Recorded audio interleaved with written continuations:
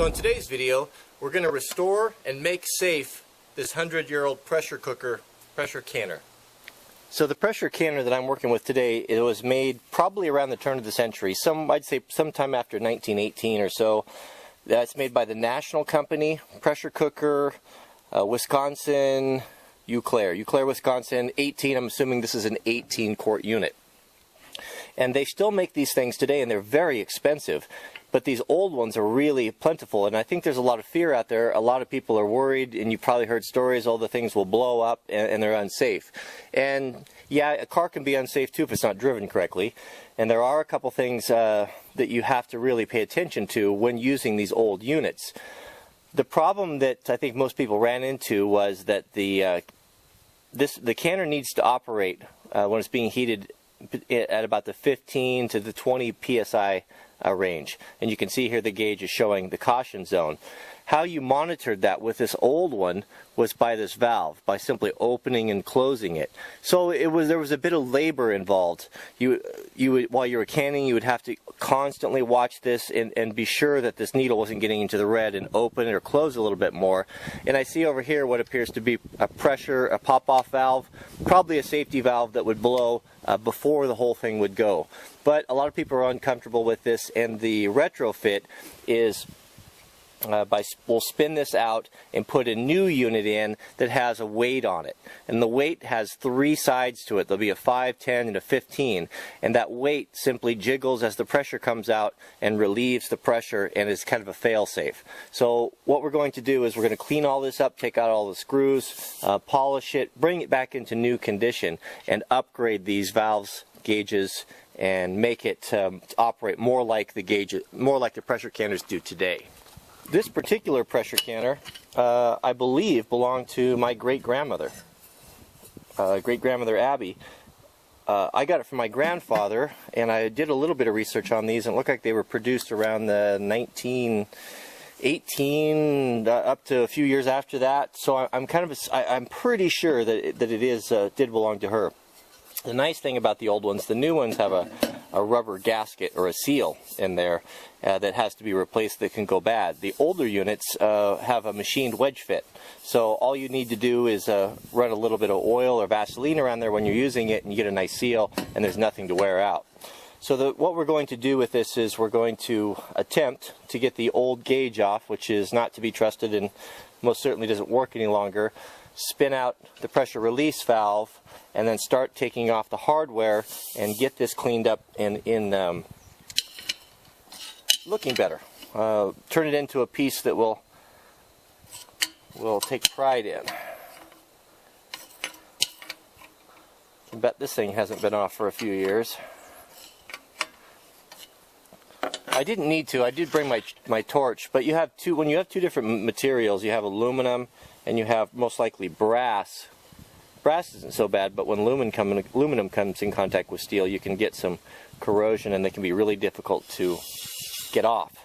Putting a little heat on it will change that. So this came off no problem. Now we'll go for the pressure release valve. It's really beautiful. It's a beautiful piece. It's going to clean up nice. It's a little bit rough now, but yeah, no problem. I thought that might give me some problems, but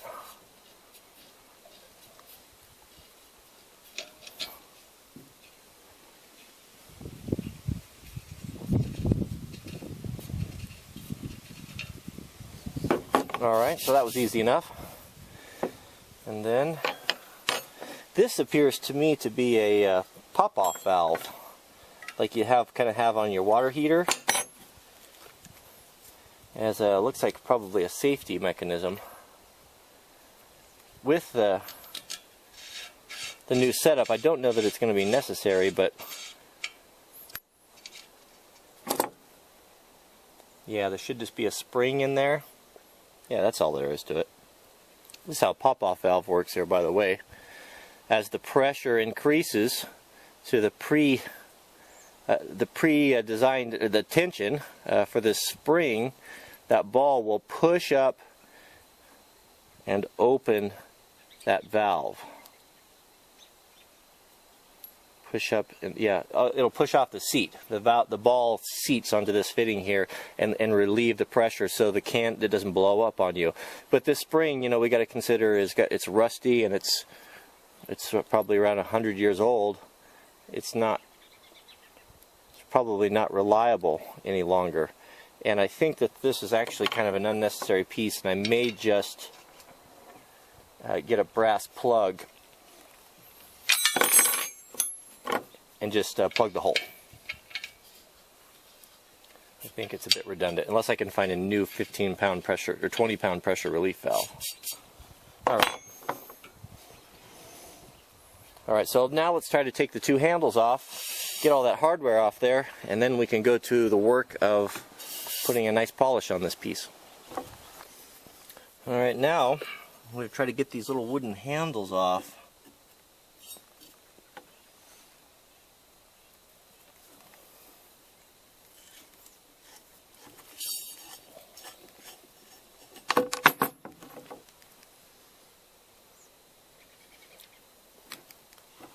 Wasn't too bad. It's going to be fun, a project to get all these screws all replaced, get everything. It should look like it did when it was new. It's really cool that this will be 4th generation of our family that's used it.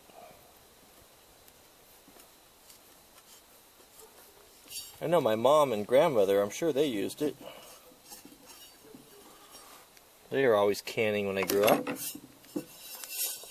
Okay, let's put the shine on that thing.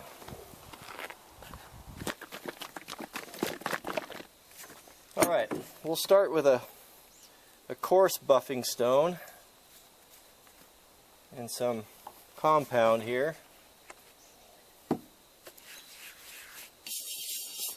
and see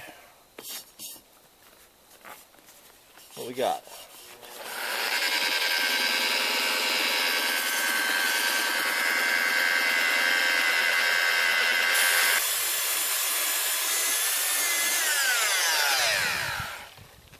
To oxidation off there. We're going to go next to sheepskin. Funny thing, you know, as advanced as we get, and how man creates all these synthetics, and what it boils down to, if you want to polish something, whether it be auto body or whatever, there's just nothing as good as natural sheepskin. One little trick right here is, after you use it for a while, it gets really coated and matted with the polishing compound. And there's a tool, I don't know what the official name for it is, we call it a spur, but you use this to break up that compound. So you put it on, you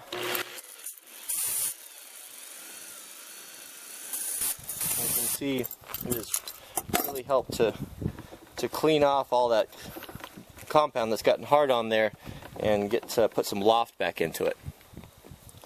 So we'll put our compound on here. Work it in really good. And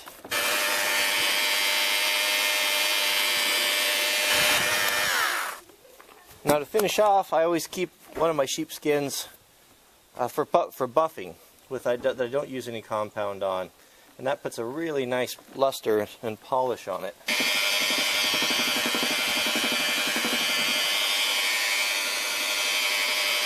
Once I get everything finished, I had to do quite a bit of little hand work in the corners using my double-aught steel wool. Get to those hard to get areas.